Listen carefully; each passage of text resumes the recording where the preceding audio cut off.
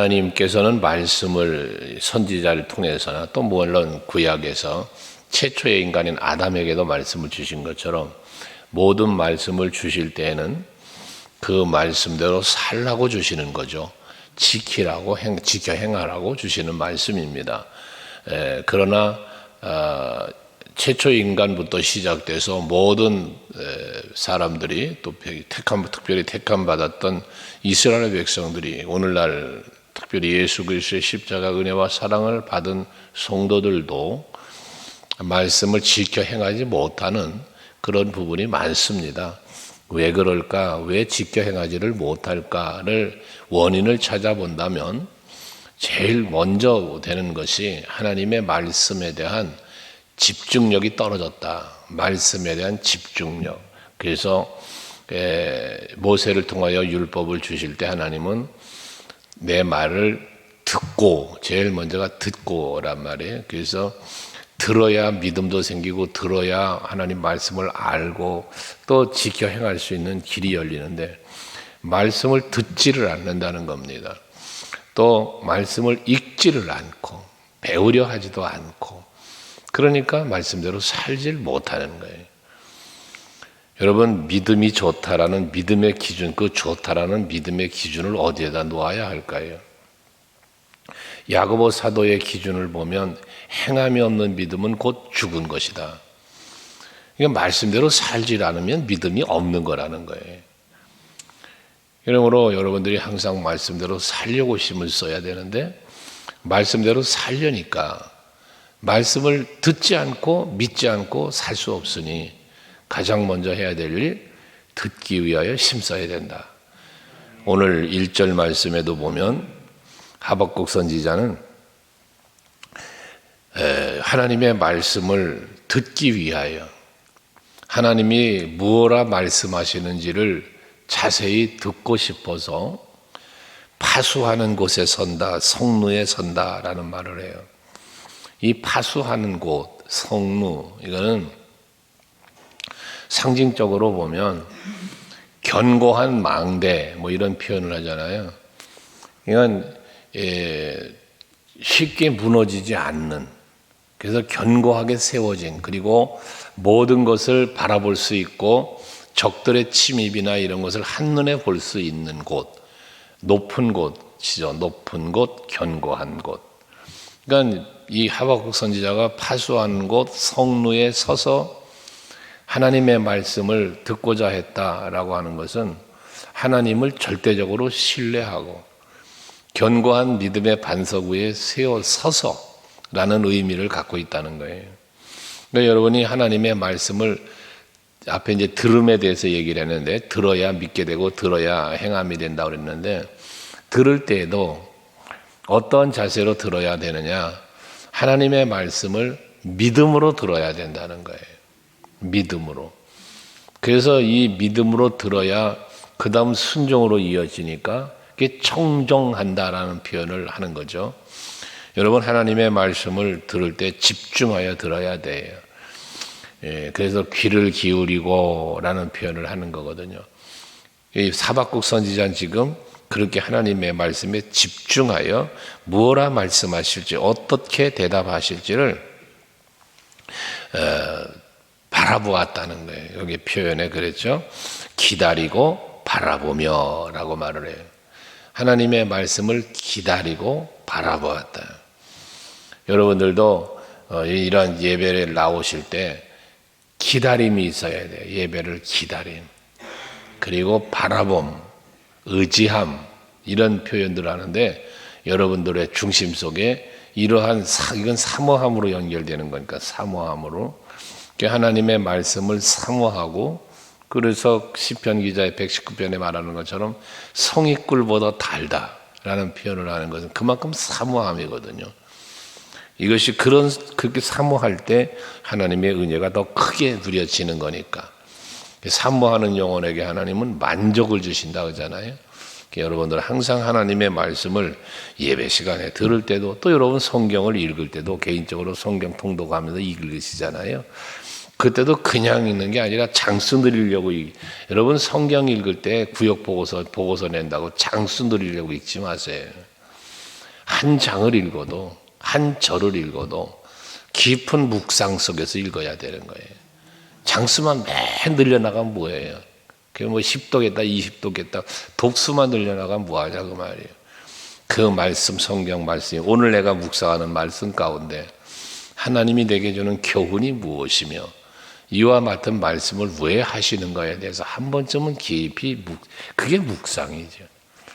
그래서 말씀을 집중할 수 있는 훈련도 필요하다라는 것이고, 그때 여호와께서 말씀을 하시잖아요. 2절에 보면 너는 이 묵시를 기록하여 판에 명백히 새기되 달려가면서도 읽을 수 있게 해라 라고 했는데, 하나님이 주시는 말씀을 판에 새기라는 거예요.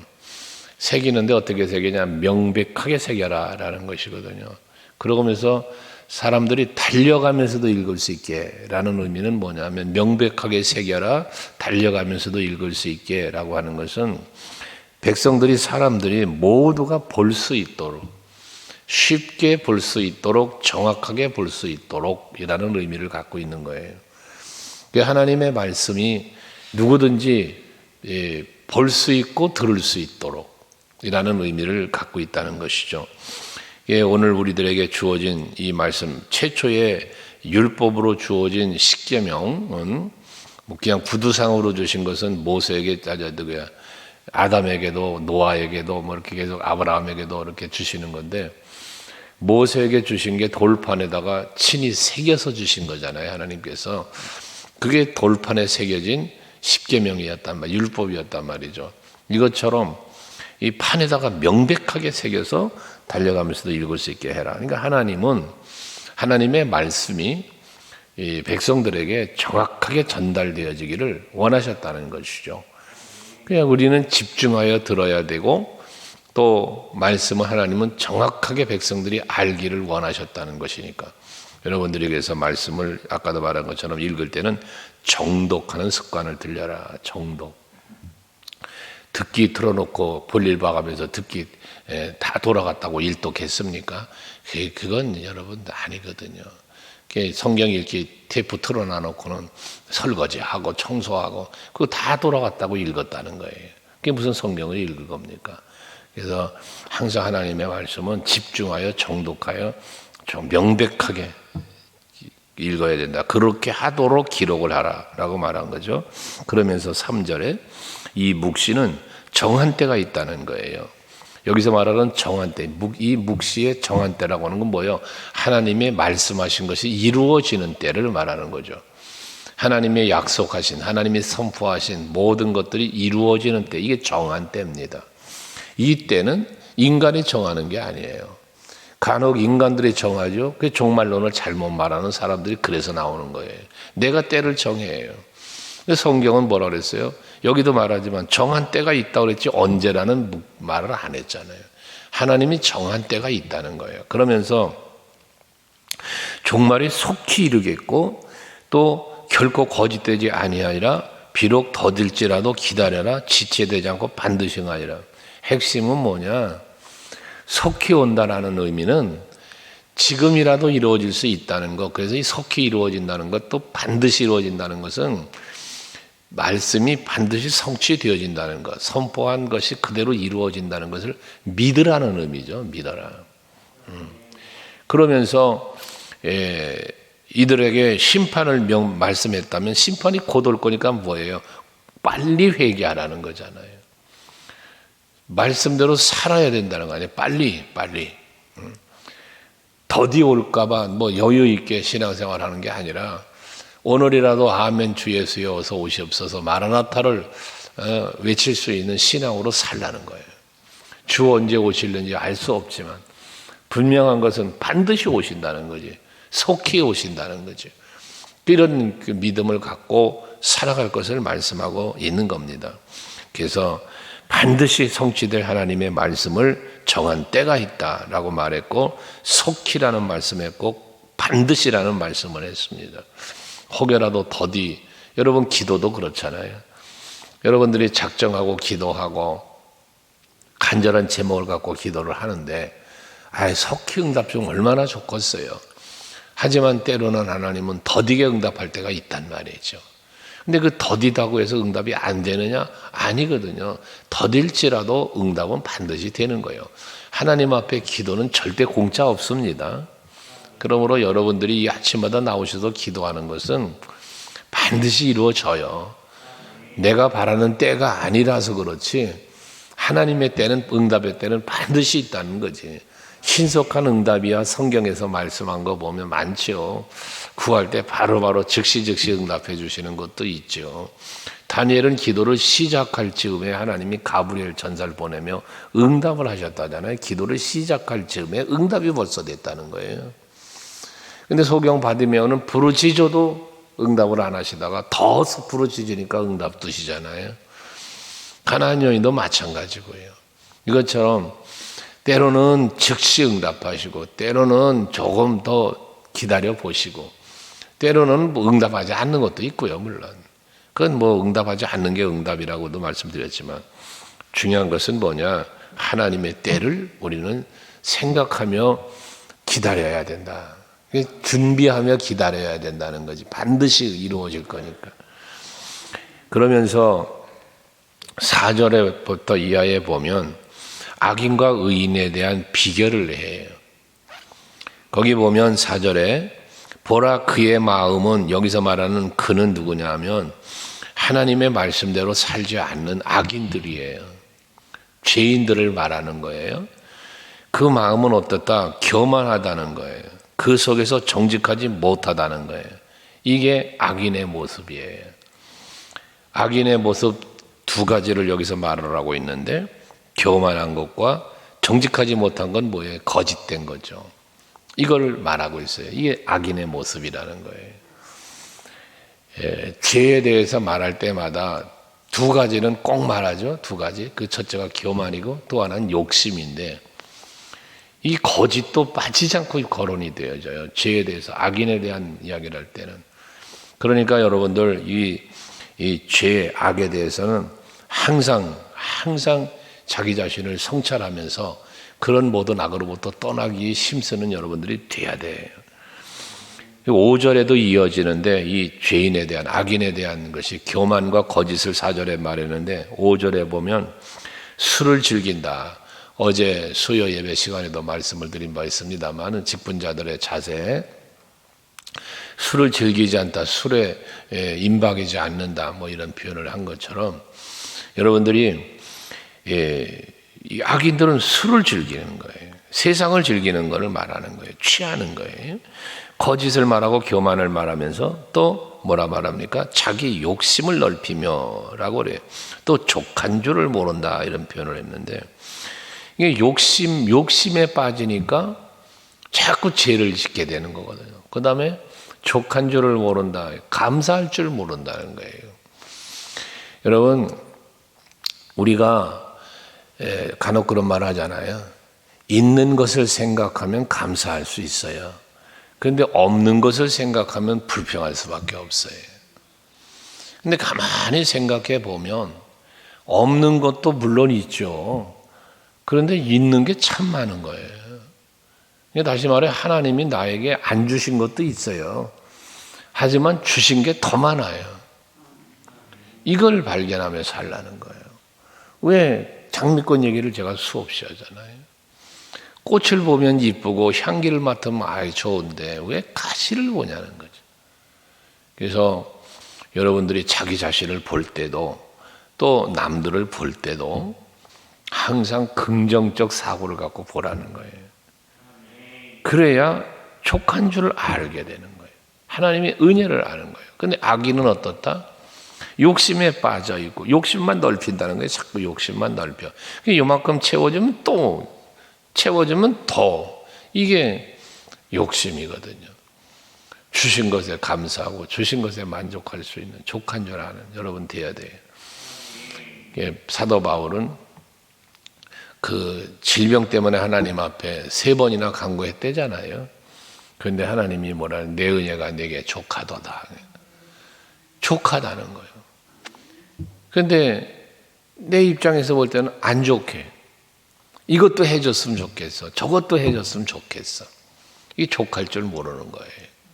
그래서 없는 것 보지 말고 있는 걸 보고, 불평거리를 보지 말고 감사거리를 찾고 그러면서 살아가는 여러분들이 되자는 거죠. 그러면서 5절 마지막에 보면 자기에게로 여러 나라를 모으며 여러 백성을 모으나니 그래. 여기서 핵심적인 단어가 뭐냐? 자기에게로예요. 그러니까 내가 중심이 돼서 나에게로 나라를 나에게로 백성을 모았다는 거예요. 여러분들이 해야 할 일은 뭐냐면 나에게로 모으려고 하지 마요. 그 나에게로 모으려고 내가 중심이 되면 거기서 악이 나와요. 항상 우리는 예수께로여야 되는 거예요. 그 교회 안에서도 어떤 모임을 갖든지 주께로 가까이여야 되는 거예요.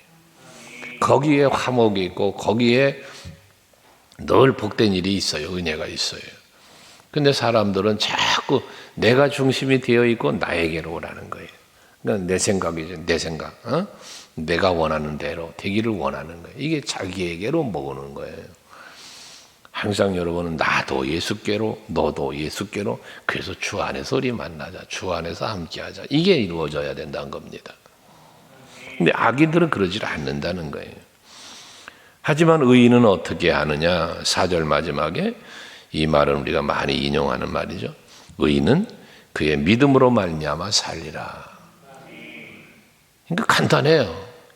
악인은 여러 가지가 나열됐어요. 의인에 대해서는 간단했어요. 믿음으로 말미암아 산다. 그러니까 여러분들이 의롭게 살려면 방법 없어요. 믿음으로 사는 거예요. 믿음으로. 뭘 믿어요? 말씀을요. 하나님의 말씀을 믿는 거예요. 의인은 그렇게 사는 거예요. 여기서 믿음으로 말미암아 산다는 건 뭐예요? 앞에서 말한 대로 하나님의 말씀을 집중하여 듣고 그 들은 말씀을 믿고 반드시 이루어지고 성취된다는 걸 믿고 그게 합당하게 순종하며 사는 게 믿음으로 살리라 입니다. 믿음으로 산다는 것 순종을 말하는 거예요. 그러니까 다른 말로 말하면 의인은 말씀대로 산다. 의인은 순종한다 라는 이야기죠. 그래서 아브라함의 믿음을 보시고 의로 여기셨다 그러잖아요. 그 아브라함의 믿음을 보셨다는 게 뭐예요? 순종을 보신 거지 하나님이. 그리고 그를 의롭다라고 말씀하셨다는 거거든요. 그러니까 여러분들이 말씀대로 사는 모습을 하나님 보실 때 참 네가 이쁘다. 그 믿음이 하나님을 기쁘게 해드리는 거단 말이에요. 믿음이 없이 하나님을 기쁘시게 못한다 했잖아요. 그 하나님을 기쁘게 하는 믿음은 여러분 순종이에요. 그러니까 순종이 제 수양의 기름보다 낫다고 그러는 거잖아요. 그래서 이렇게 악인과 의인을 비교했는데 6절 이하에 보면 이 악인들, 결코 믿음으로 살지 않는 악인들, 여러 가지 나열했던 그 모습으로 살아가는 그들에게는 6절에 그러죠. 무리가 다 속담으로 그를 평론하며 조롱하는 시로 풍자하지 않겠냐 했는데 여기 조롱거리가 된다는 거예요. 악인은 의롭지 못하게 사는 사람은 조롱거리가 된다는 거죠. 그러면서 뭐라고 말을 해? 자기 소유 아닌 것을 모으는 자여 언제까지 이르겠냐? 볼모로 잡은 것으로 무겁게 짐진 자여 라고 말하죠. 내 것이 아닌 것을, 내 소유가 아닌 것을 모은다. 빼앗았다는 얘기잖아요. 남의 것을 빼앗았다는 거예요. 이게 악인이거든요. 죄인이거든요. 죄거든요. 근데 그게 결국 뭐가 됐다? 너에게 무거운 짐이 됐다는 거예요. 그게 죄는 무거운 짐이 되는 거예요. 그러니까 예수께서 수고하고 무거운 짐진 자들아 다 내게로 와라 할 때 그 무거운 짐이 뭐예요? 죄인들아가 말이에요. 죄인들아. 예수께로 오라. 그럼 내가 너희를 쉬게 하리라 용서해 주겠다는 이야기죠. 죄의 사함을 이야기하는 겁니다. 그런데 죄인들에게는 무거운 짐이 돼. 그래서 7절에 보면 너를 억누를 자들이 갑자기 일어나지 않겠느냐. 억눌림을 당하게 되어진다는 거죠. 억누를 자들이 나타나도 억누른다는 거니까 억눌림을 당한다는 거죠. 그리고 너를 괴롭힐 자들이 깨어나지 않겠냐. 괴롭힌다는 거예요. 그러니까 억눌림을 당하고 괴롭힘을 당하게 된다는 거예요. 뭐 때문에? 죄 때문에. 그리고 또 이어진 것은 노략당하지 않겠냐라는 말도 했어요. 억눌림을 당하고 괴롭힘을 당하고 노략당하고 이게 전부 자기에게로 욕심으로 만족하지 못하면서 계속 모으고 그러려고 하는데 결과적으로는 다 빼앗긴다는 거예요. 다 빼앗겨. 그러면서 8절에 그러죠. 네가 여러 나라를 노력하였으므로. 그러니까 그가 여러 나라를 노력했으니까 너도 노력 당한다는 거예요. 네가 억눌렀으니까 너도 억눌림을 당한다는 거예요. 너도 괴롭혔으니까 너도 괴롭힘을 당한다는 거예요. 결국 행한 대로 갚으시겠다는 말씀 아니겠습니까? 너는 네 사람의 피를 흘렸기 때문이요. 또 모든 주민에게 강포를 행하였습니다. 그게 괴롭힌 거거든요. 죽인 거거든요. 네가 그렇게 했으니까 너에게 이런 일이 임할 것이다라는 것입니다. 행한 대로 갚으리라는 말씀 잘 기억하면서 오늘도 하루를 선을 행하며 사세요. 하나님의 기쁨이 되는 삶을 살려고 힘써 보세요. 그러면 반드시 그 삶을 살려고 힘쓰는 그 여러분의 마음 속에 그렇게 마음을 먹고 그래 내가 오늘 선을 행하자 하나님의 기쁨이 되는 삶을 살자라고 마음을 딱 먹는 순간 여러분 마음은 평안해지는 거예요. 그리고 그렇게 살 수 있도록 성령께서는 여러분을 도와주시고 이끌어 주실 거단 말이죠. 그게 복된 삶이에요. 오늘 하루가 여러분에게 그런 하루가 될 수 있기를 주의 이름으로 축복합니다. 기도하십시오.